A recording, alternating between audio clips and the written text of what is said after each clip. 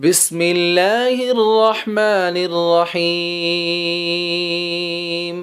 قل أعوذ برب الفلق من شر ما خلق ومن شر غاسق إذا وقب ومن شر النفاثات في العقد ومن شر حاسد إذا حسد.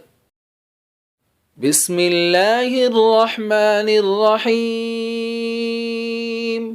قل أعوذ برب الناس